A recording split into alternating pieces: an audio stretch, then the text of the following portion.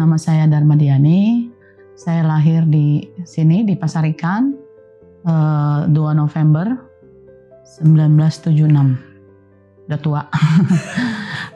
Saya kecil, besar, tumbuh, menikah dan punya anak di sini, Pasar Ikan Akuarium. Jadi ya hari-hari nggak pernah kemana-mana, rumahnya di sini aja.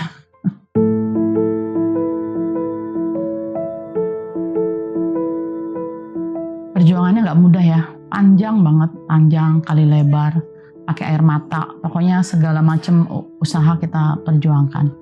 Pada saat 11 April 2016 itu kami bilang kami itu tergusur secara paksa, jelas-jelas paksa lah kalau penggusuran itu, tapi itu jauh lagi lebih zolim lah. Kenapa? Karena kami nggak sampai 11 hari kami harus mengosongkan rumah yang sudah puluhan tahun kami tempati.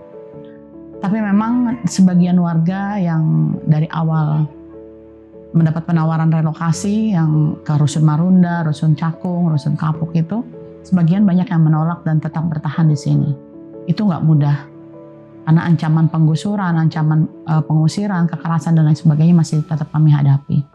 Tapi nggak menyurutkan tekad kami, langkah kami tetap nekat untuk bertahan di atas puing gusuran. Lalu kami berjuang bersama teman-teman LBH Jakarta dan pendamping waktu itu dari Rujak dan JRMK, kami mengajukan gugatan class action di Pengadilan Jakarta Pusat. Itu langkah yang kami anggap untuk memenuhi rasa keadilan buat kami gitu.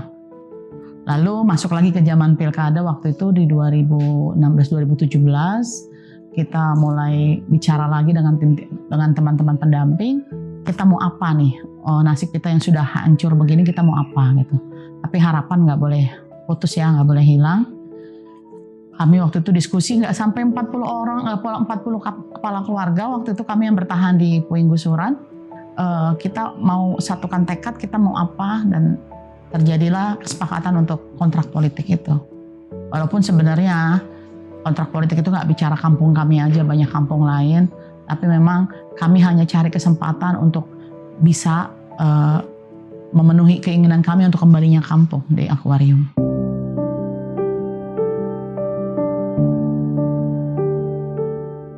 Ya kalau namanya udah digusur itu jangankan air sama listrik, identitas saja kami nggak punya. KTP kami sudah dibekukan.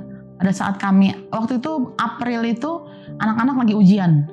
Ada yang ujian, ada yang naik-naikan gitu kan. Nah pada saat yang ujian, yang lulusan itu mau sekolah daftar ke sekolah negeri, itu KTP kita udah nggak bisa dipakai dengan alasan zona merah, sudah tidak ada alamat. Kan kaget juga ya, karena kok sampai segitunya gitu kan.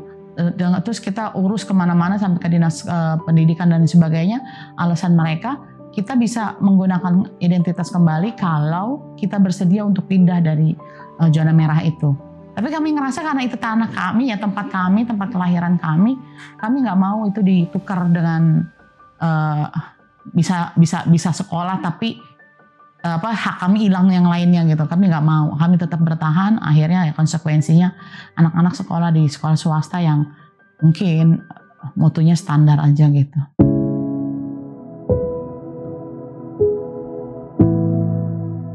Ya pas ke pilkada, masuk ke pilkada sebenarnya ya, kita waktu itu juga buka kesempatan buat kandidat-kandidat lain tuh, karena waktu itu kan ada 3 kandidat ya. Kalau yang satu mah udah deh, kita tutup buku dah, karena kita ngerasa dia nggak ada keberpihakan untuk kita. Kita masih punya harapan lagi 2. Satu bicara waktu itu dengan nomor 1 apa nomor berapa itu saya juga lupa waktu itu. Tapi ternyata jawabannya itu malah bikin kita jauh lebih bengong lagi gitu, lebih kecewa lagi. Karena mereka pada saat kami tanyakan, apa yang akan Ibu dan Bapak lakukan kepada kami yang sudah tergusur seperti ini? Apa yang ada di benak Bapak pada saat melakukan penggusuran seperti ini? Harusnya seperti apa? Itu jawabannya tuh spontan, itu langsung bilang, harusnya warga masyarakat kecil paham pada saat pemerintah melakukan penggusuran itu untuk kepentingan bersama dan itu harus dipahami dan harus diterima. Ya kami nggak terima gitu kan, ngerasanya kecewa lah. Kok bisa seorang pemimpin menganggap bahwa penggusuran itu harus kita terima gitu kan? Sedangkan kami tanpa 1 rupiah pun, tanpa bertanya kami maunya apa dan bagaimana, kok tiba-tiba kami digusur, tapi kami harus terima. Jadi kami anggap itu nggak adil gitu kan. punya satu kandidat lagi sebelum kontrak politik itu ya, punya satu kandidat lagi yang kita punya harapan. Nah pada saat kami bicara, kebetulan saya sendiri langsung bicara dengan Pak Anies ya waktu itu. Saya ingat banget tuh, kita kan sebelum mengajukan kepada Pemprov untuk kembalinya kampung, kita kan suka ibaratnya ngisi kekosongan waktu di Puing itu, kita bikin desain sama teman-teman dari Rujak gitu kan. Nah pada saat beliau datang ke akuarium, yang kita sodorkan, Pak, kalau Bapak terpilih, Bapak akan lakukan apa untuk kami gitu kan. Kalau kami nggak muluk-muluk Pak, hanya ingin kembalinya kampung dan kami punya desain. Itu ingat banget posisinya Pak Anies juga berdiri dan sampai bilang, keadilan itu harus jelas Mbak gitu kan. Kalau saya nggak setuju dengan adanya penggusuran. Kalau memang ada solusi lain, kenapa kita enggak? Nah kalau ini punya warga begini-begini, saya akan setuju untuk kembalinya kampung. Kita lihat semua prosedurnya seperti apa akuarium, kita akan kerjakan bersama-sama. Itu kayak angin segar lah ibaratnya. Itu kayak orang yang udah kecewa, marah dan lain sebagainya kayak punya harapan. Nah disitulah kita bertekad untuk memperjuangkan dan memenangkan Pak Anies pada saat itu. Dan masuk lagi setelah Pak Anies terpilih, alhamdulillah kita sujud syukur, warga banyak yang nazar gitu kan, yang dibotakin lah, yang saweran, yang apa gitu, karena kami ngerasa itu punya harapan besar buat kami. Itu rame banget itu waktu itu, juga diliput banyak juga karena kita orang yang sudah tergusur loh, sudah nggak ada harapan, kayak ngerasa nemu oase baru gitu, kayak nemu sesuatu yang bisa nenangin hati gitu kan. Nah kita mulai, Pak Anies janji di 100 hari pertama beliau bekerja akan ada sesuatu yang harus terjadi di akuarium. Ternyata kami disetujui untuk dibuatkan shelter dan kembalinya KTP itu, identitas. Kenapa shelter? Karena saat itu beliau juga paham kita masih berproses untuk soal masalah lahan, zonasi, RDTR dan lain sebagainya. Tapi beliau juga nggak mau melihat kami tinggal di bedeng, di tenda yang udah robek-robek segala macam. Dan beliau jauh-jauh lebih nggak mau lagi pada saat kita tidak punya identitas. Makanya di 100 hari pertama itu, kalau nggak salah Pak Anies waktu itu dilantik Oktober ya, akhir Desember kami didatangi CSR, wali kota, lurah dan camat waktu itu membicarakan pembuatan shelter, air masuk, listrik masuk, dan di awal bulan April 2018 itu kami selesai shelternya, kami langsung dibentuk pengurusan RT dan identitas baru. Itu di 100 hari kerja beliau.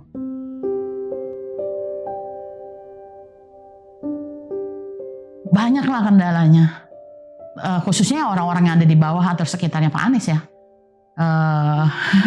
Ini kayak orang kita tuh kayak bongkar lagi nih kalau misalnya bicara waktu itu. Kayak ada dari kepala dinas yang memang bertanggung jawab untuk membuatkan itu sampai kenapa mau dibuatkan shelter gitu kan.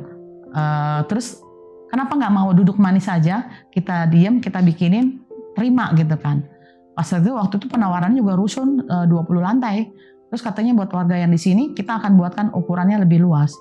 Tapi kan bukan itu yang kami mau, gitu kan. Terus ada juga kayak Dukcapil yang kayaknya bahasanya apa sih, dia tuh kayak nggak setuju gitu loh, kita dengan mudah mendapatkan identitas dan lain sebagainya. Tapi mungkin yang katanya beda pemimpin, beda kebijakan, akhirnya bawahnya juga yang ngedrumel segala macam, tapi tetap kerjain ya waktu itu. Akhirnya kita tetap dibuatkan, tapi dengan ininya alamatnya alamat sesuai mereka mau, shelter gitu kan, nggak seperti dulu lagi gitu. Kalau dibilang banyak yang ini, sebenarnya banyak gitu kan. Tapi kan kita mengajukan keinginan itu bukan sepihak kita doang, kita duduk bareng, kita maunya diskusi, kami mau begini, kami mau begini.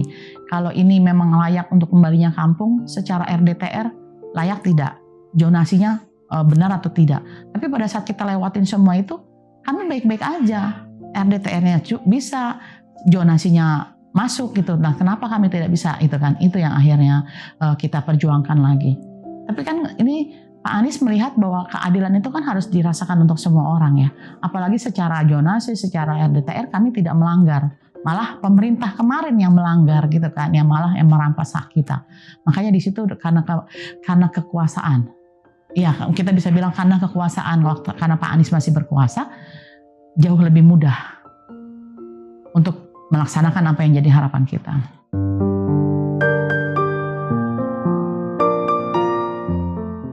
harus gimana ya? Saya butuh Pak Anies. Kami butuh Pak Anies.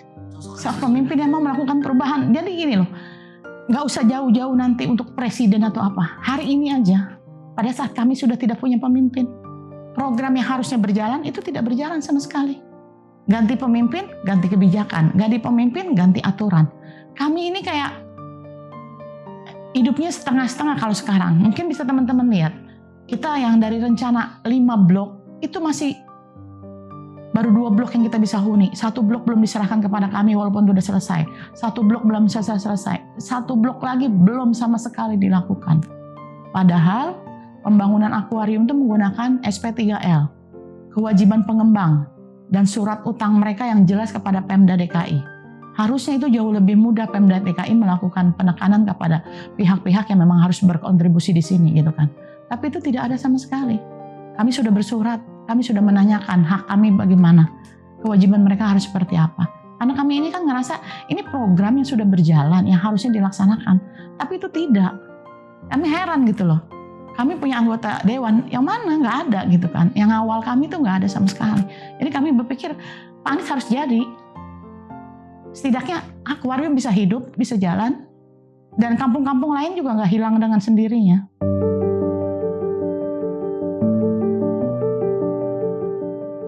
Sosoknya jelas ya, adem.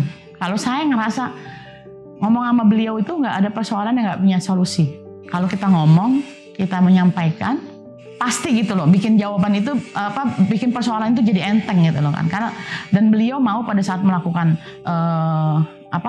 pekerjaan atau melihat persoalan yang ada di kita, semua orang-orang yang berkompeten itu benar-benar serius, benar-benar ini. Itu kelihatan banget pada saat kita rapat, yang rapat kami bukan sekali 2 kali, bertahun-tahun kami rapat itu membahas tentang akuarium. Ketegasan beliau, tapi nggak keras, nggak kasar maksudnya ya. Bagaimana pihak 1, 2, 3 yang tadinya nggak paham harus dipahamkan, tapi dipahamkannya duduk bersama-sama loh. Kita cari aturan, kita buat aturan, kita membahas aturan itu, kita duduk bareng-bareng. Kami sebagai warga kecil diberikan hak kami seluas-luasnya untuk duduk bareng, bicara. Kami maunya seperti apa, inginnya seperti apa, kita dapat solusi apa, ini mentok apa enggak, aturan ini bisa apa enggak, itu kita duduk bareng. Jadi semua persoalan kita kerjain bersama. Akhirnya kami juga nggak kecewa gitu kan, nggak merasa, oh ini cuma maunya pemerintah doang, kami nggak didengerin. Tapi enggak, itu kita duduk bareng-bareng. Jadi itu yang kita lihat, Pak Anies tuh adem, bijak ya. Terus kalau saya sih secara pribadi melihat bahwa beliau itu sosok yang dibutuhkan di Indonesia.